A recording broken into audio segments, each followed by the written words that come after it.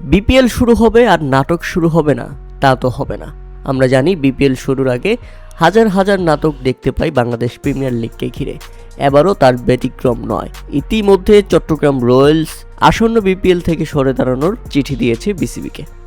হ্যাঁ দর্শক, বিপিএল এর যেখানে সমস্ত প্রস্তুতি শেষ, আর মাত্র 24 ঘন্টা বাদেই মাঠে গড়াবে বাংলাদেশ প্রিমিয়ার লিগের দ্বাদশ আসর, ঠিক এমন মুহূর্তে এই ফ্র্যাঞ্চাইজি টুর্নামেন্ট থেকে নাম প্রত্যাহারের আবেদন করেছে চট্টগ্রাম রয়্যালস।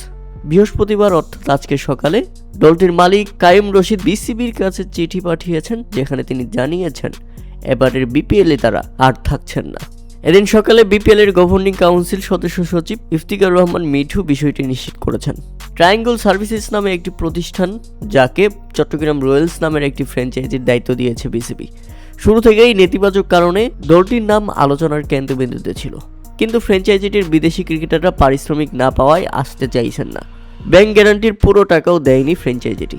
নিয়ম অনুযায়ী টুর্নামেন্ট শুরুর আগে ক্রিকেটারদের 25% পারিশ্রমিক দেওয়ার কথা থাকলেও তা দেয়নি তারা। উল্লেখ্য যে গত আসরেও চট্টগ্রাম ফ্র্যাঞ্চাইজিটি ক্রিকেটার ও স্টাফদের বেতন বকেয়া থাকার অভিযোগ ব্যাপকভাবে সমালোচনার মুখে পড়েছিল।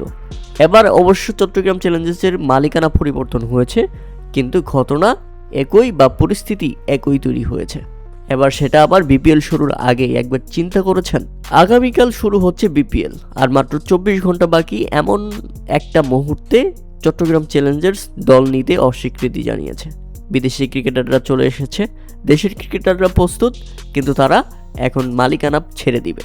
এই যদি হয় বাংলাদেশ ক্রিকেট বোর্ডের অবস্থা, তাহলে একবার চিন্তা করেন। আগামীকাল দুপুরে সিলেট টাইটান্স ও রাজশাহী ওয়ারিয়র্সের ম্যাচ দিয়ে শুরু হবে বিপিএল এর এবারের আসর। সন্ধ্যায় চট্টগ্রামের ম্যাচ, যেখানে তাদের প্রতিপক্ষ নোয়াখালী এক্সপ্রেস। এখন চট্টগ্রামের ম্যাচটি শেষ পর্যন্ত মাঠে নামবে কিনা খেলতে, সেটাই এখন বড় প্রশ্ন।